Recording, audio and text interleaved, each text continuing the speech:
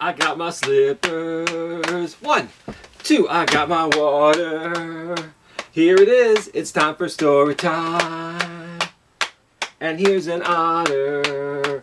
Hey guys, I got my slippers. 1, 2, I got my water. Here it is, it's time for story time. And here's an otter. My name is Jerry. All right. Good morning, everybody. My name is Jason. Welcome to Storytime. I'm so glad that you can make it today. Let us start with our good morning song, shall we? I'm going to sing a line, and then you sing that same line back to me.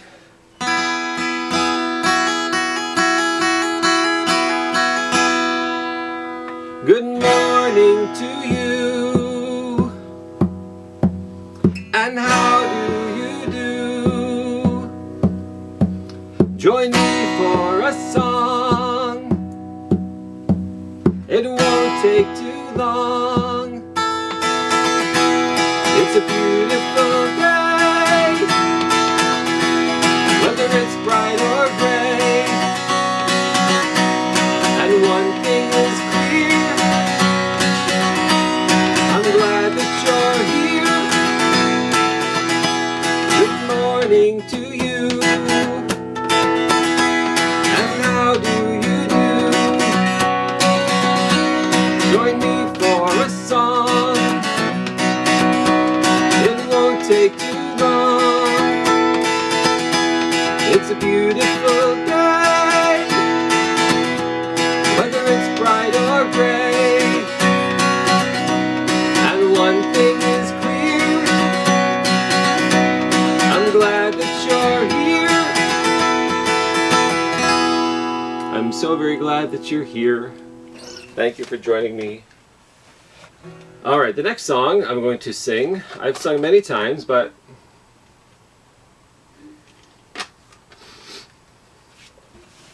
I never really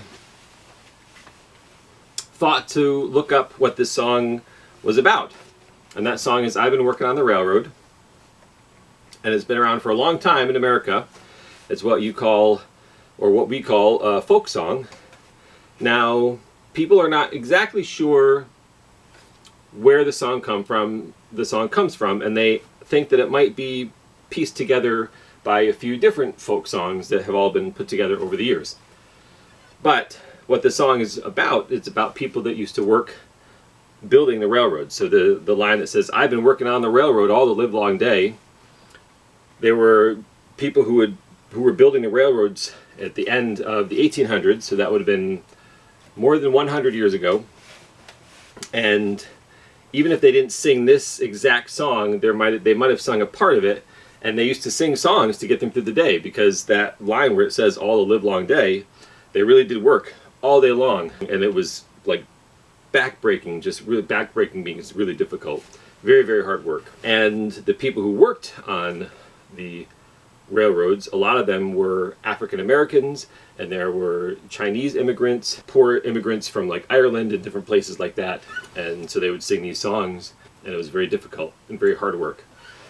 So we're going to sing that song, and then I've got a very special story that I'm going to read to you about one of the legends of one of the people who worked on the railroad. So stay tuned for that, alright? I've been working on the railroad all the livelong day. I've been working on the railroad just to pass the time away. Can't you hear the whistle blowing? Rise up so early in the morn. Can't you hear the captain shouting? Dinah, blow your horn. Dinah, won't you blow? Dinah, won't you blow? Dinah, won't you blow your horn? Dinah, won't you blow? Dinah, won't you blow? Dinah, won't you blow your horn? Dinah, won't you blow? Dinah, won't you blow? Dinah, won't you blow your horn? Dinah, won't you blow? Dinah, won't you blow? Dinah, won't you blow your horn? Someone's in the kitchen with Dinah. Someone's in the kitchen, I know. Oh, oh, oh. Someone's in the kitchen with Dinah, playing on the old banjo. fi fiddly-I-O, fee fi fiddly-I-O, oh oh oh, fee fi fiddly-I-O, playing on the old banjo. All right, are you warmed up now? Sing with me. I've been working on the railroad all the livelong day. I've been working on the railroad just to pass the time away. Can't you hear the whistle blowing? Rise up too early in the morn. Can't you hear the captain shouting? Dinah, blow your horn. All right, can you say this? Dinah, won't you blow? It's good. One more time. Dinah, won't you blow? So this part you can sing with me. I'm going to sing it through the first time, and I want you to sing it. Alright? Nice and loud so I can hear you. Are you ready? Dinah, won't you blow? Dinah, won't you blow? Dinah, won't you blow your horn? Now you! Again! Dinah, won't you blow? Dinah, won't you blow? Dinah, won't you blow your horn? Now you! Dinah, won't you blow your horn? Someone's in the kitchen with Dinah. Someone's in the kitchen, I know. Oh, oh, oh. Someone's in the kitchen with Dinah, playing on the old banjo. Fee, fi, fiddly-I-O. Fee, fi, fiddly-I-O. Oh, oh, oh. Fee, fi, fiddly-I-O. Playing on the old banjo. All together now. I've been working on the railroad all the livelong day.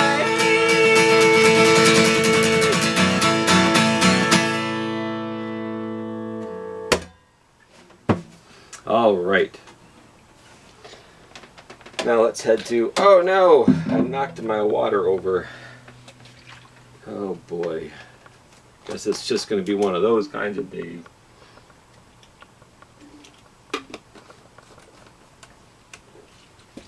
All right. To the story chair. I gotta fix this light because I think it's a bit too bright. All right.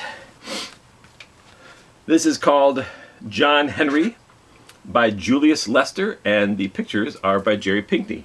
And as you can see, this is a Caldecott Honor book. So I've talked in other story times about how a Caldecott is an award that they give to the best picture book each year, and the winner has a sticker that's gold colored on it, but the ones that were not the winners but that were almost the winners have the one that's silver like this. So I don't know, what year did this come out?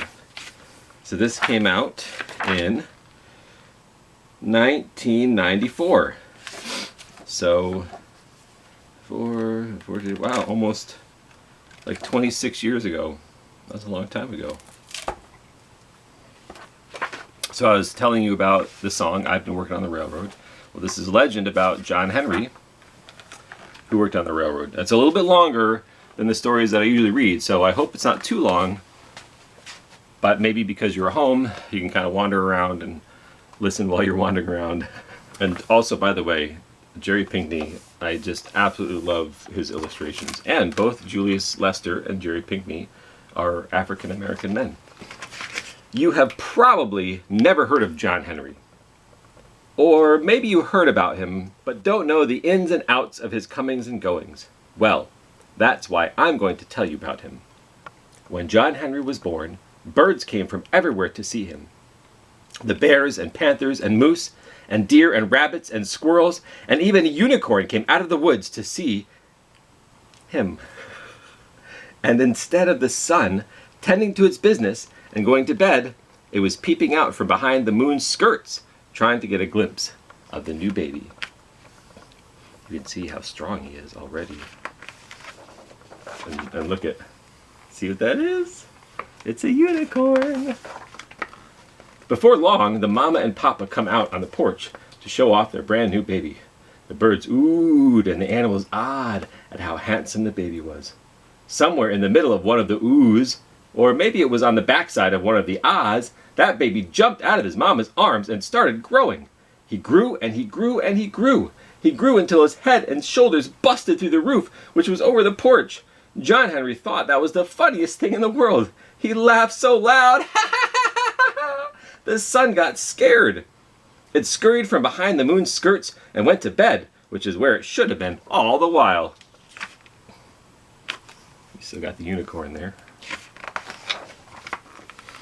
The next morning, John Henry was up at sunrise. The sun wasn't.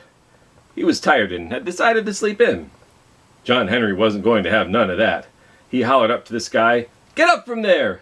I got things to do, and I need light to do 'em by." The sun yawned, washed its face, flossed and brushed its teeth, and hurried up over the horizon. That day, John Henry helped his papa rebuild the porch he had busted through, added a wing onto the house with an indoor swimming pool and one of them jacuzzis. After lunch, he chopped down an acre of trees and split them into fireplace logs, and still had time for a nap before supper. Whew, that's a lot of hard work. How many of you do that many chores? The next day, John Henry went to town. He met up with the meanest man in the state, ferret-faced Freddy, sitting on his big white horse. You know what he was doing? He was thinking of mean things to do. Ferret-faced Freddy was so mean, he cried if he had a nice thought.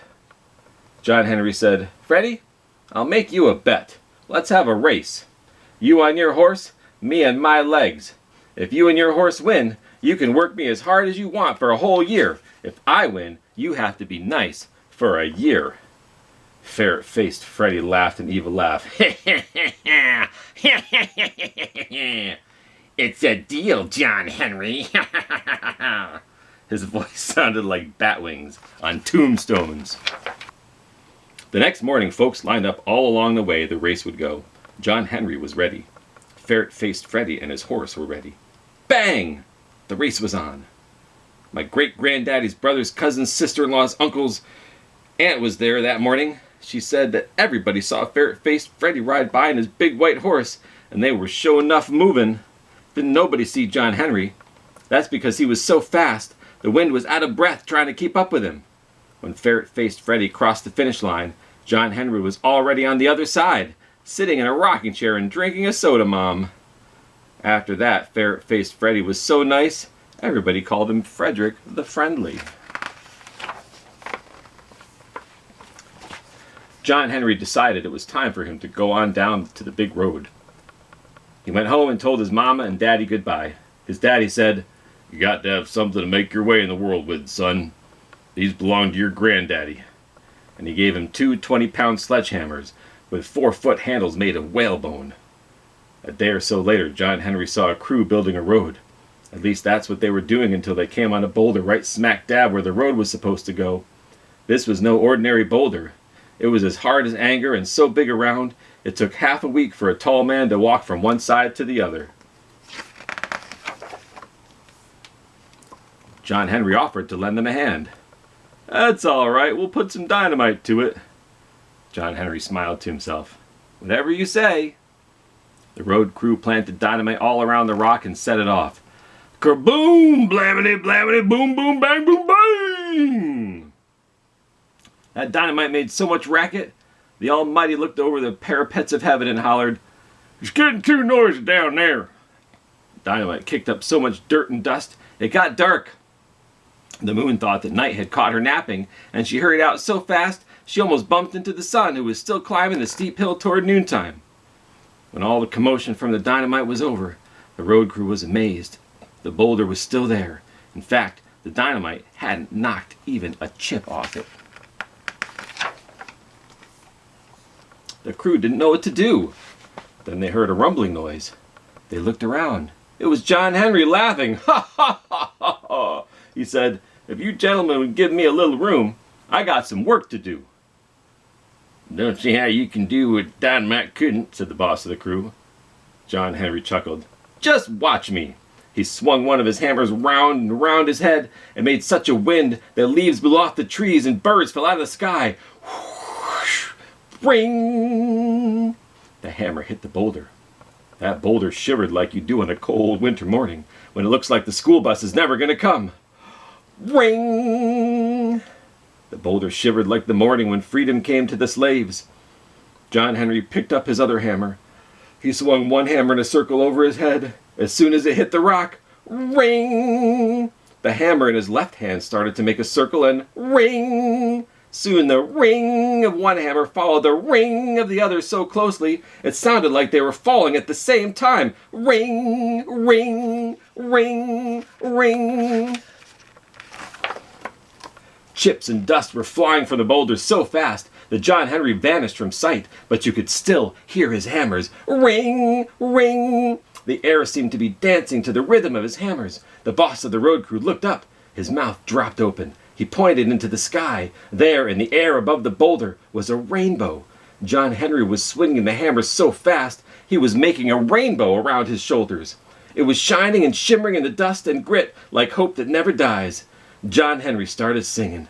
I got a rainbow, ring, ring, tied around my shoulder, ring, ring. It ain't gonna rain, it ain't gonna rain. Ring, ring. John Henry sang and he hammered, and the air danced and the rainbow shimmered, and the earth shook and rolled from the blows of the hammer. Finally, it was quiet. Slowly, the dust cleared. Folks could not believe their eyes. The boulder was gone. In its place was the prettiest and straightest road they'd ever seen. Not only had John Henry pulverized the boulder into pebbles, he had finished building the road. In the distance where the new road connected to the main one, the road crew saw John Henry waving goodbye, a hammer on each shoulder, the rainbow draped around him like love. John Henry went on his way. He had heard that any man good with a hammer could find work building the Chesapeake and Ohio Railroad through West Virginia. That was where he had been going when he stopped to build the road. The next day, John Henry arrived at the railroad. However, work had stopped. The railroad tracks had to go through a mountain, and such a mountain! Next to it, even John Henry felt small. But a worker told John Henry about a new machine they were going to use to tunnel through the mountain. It was called a steam drill. It can hammer faster and harder than 10 men, and it never has to stop and rest. The next day, the boss arrived with the steam drill. John Henry said to him, "Let's have a contest. Your steam drill against me and my hammers." The man laughed. "Ha ha ha! I've heard you the best there ever was, John Henry, but even you can't out-hammer a machine." "Let's find out," John Henry answered. Boss shrugged. "Don't make me no never mind. You start on the other side of the mountain. I'll start the steam drill over here. Whoever gets to the middle first is the winner." Who do you think is going to win? Steam drill, it's a machine versus a man? I don't know. What do you think? The next morning, all was still. The birds weren't singing, and the roosters weren't crowing.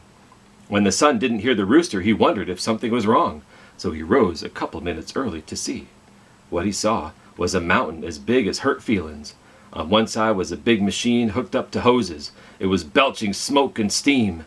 As the machine attacked the mountain, rocks and dirt and underbrush flew into the air. On the other side was John Henry. Next to the mountain, he didn't look much bigger than a wish that wasn't going to come true. He had a 20-pound hammer in each hand and muscles hard as wisdom in each arm. As he swung them through the air, they shone like silver, and when the hammers hit the rock, they rang like gold. Before long, tongues of fire leaped out with each blow. Whew! It's a pretty big mountain, huh? And there's John Henry. And there's the steam drill on the other side. Who's gonna get there first? On the other side, the boss of the steam drill felt the mountain shudder. He got scared and hollered, "I believe this mountain is caving in!" From the darkness inside the mountain came a deep voice. "It's just my hammer sucking wind! Just my hammer sucking wind!" There wasn't enough room inside the tunnel for the rainbow, so it wrapped itself around the mountain on the side where John Henry was. There's a rainbow there. Is that a beautiful illustration? Look at the colors and the lines. All through the night, John Henry and the steam drill went at it. In the light from the tongues of fire shooting out of the tunnel from John Henry's hammer blows, folks could see the rainbow wrapped around the mountain like a shawl.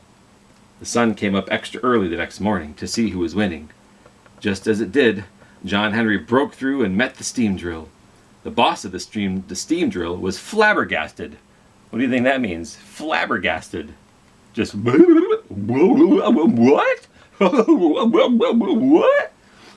What do you think flabbergasted means? Surprised, shocked, couldn't believe it. John Henry had come 1.25 miles. The steam drill had only come 1/4 mile. Folks were cheering, yelling, "John Henry! John Henry! John Henry! John Henry!" John Henry walked out of the tunnel into the sunlight, raised his arms over his head, a hammer in each hand. The rainbow slid off the mountain and around his shoulders. With a smile, John Henry's eyes closed, and slowly he fell to the ground. John Henry was dead. He had hammered so hard and so fast and so long that his big heart had burst. Everyone was silent for a minute. Then came the sound of soft crying. Some said it came from the moon. Another one said she saw the sun shed a tear. Then something strange happened. Afterwards, folks swore the rainbow whispered it. I don't know, but whether it was a whisper or a thought, everyone had the same knowing at the same moment. Dying ain't important. Everybody does that. What matters is how well you do your living. First one person started clapping, then another and another. Soon everybody was clapping. The next morning the sun got everybody up early to say goodbye to John Henry. They put him on a flatbed railroad car, and the train made its way slowly out of the mountains. All along the way, folks lined both sides of the track, and they were cheering and shouting through their tears, "John Henry! John Henry! John Henry! John Henry!" John Henry's body was taken to Washington, D.C. Some say he was buried on the White House lawn one night while the President and the Mrs. President were asleep. I don't know about none of that. What I do know is this. If you walk by the White House late at night, stand real still and listen real closely, folks say you just might hear a deep voice singing, "I got a rainbow ring, ring, tied around my shoulder, ring, ring, ain't gonna rain, it ain't gonna rain, ring, ring." And that is the story of John Henry. Now, I have not done my research on this. Let's see if this says in here.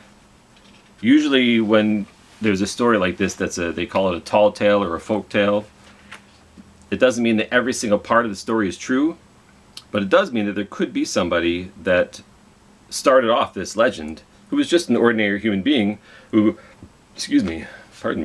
who was probably very strong and a very hard worker and worked really fast. And then that story of that person turned into this legend about the man John Henry. So let's see. Yeah, this says whether or not there was an actual person named John Henry is not certain.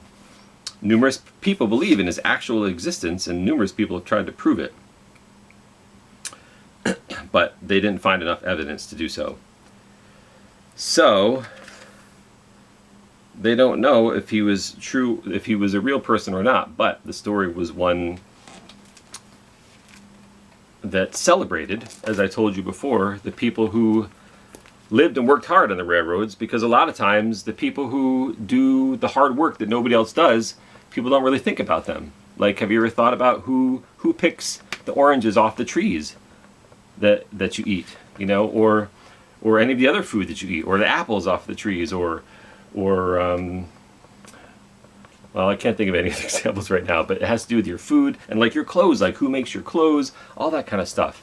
And this is about celebrating the people who do the hard work that a lot of times we don't think about.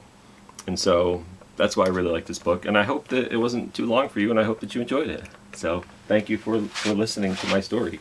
Now let's go back and sing another song. Wow, that did take a long time to read. Holy cow.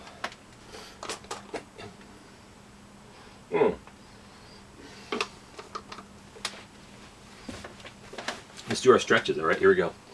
Reach up this guy. Oh, boy. Oh, boy. Oh, reach out in front of you. Oh, wow, wow, wow. Reach out behind you. Oh. Out to the side. Over this way. and over this way, and over this way, and shake him out. Shake him high, shake him low, shake him high, shake him low. Pat your belly, pat your head in your belly, pat your belly in your head, pat your other head, pat your other belly, stick out your tongue. Okay, time for one more song. So this song is another song that the people who used to work on the railroads, who used to work building railroads, used to sing. And it's called She'll Be Coming Around the Mountain When She Comes. And it actually originally comes from a spiritual that the slaves used to sing called Who's Gonna Drive That Chariot, I think, or Who's Gonna Ride the Chariot, something like that. But it had different words. And that was back when slavery was still real and happening. And this was adapted into this version of the song when they were working on the railroads in the late 1800s. So it was after the slaves had been free, but a lot of them still were not able to get good jobs. So the song has got some motions to it. So first, she'll be coming around the mountain when she comes. Everybody go toot, toot, like that. That's the sound a train makes, toot, toot. And the next is she'll be riding 6 white horses when she comes. Whoa, back, like that. Whoa, back. And then we'll all go out to meet her when she comes. Hi there.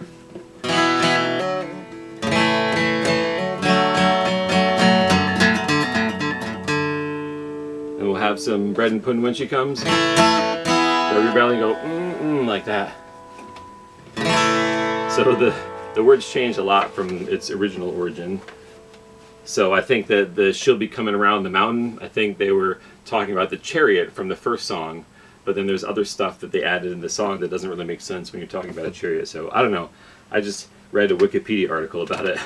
So I haven't studied it clearly. But are you ready? All right, here we go. Ready?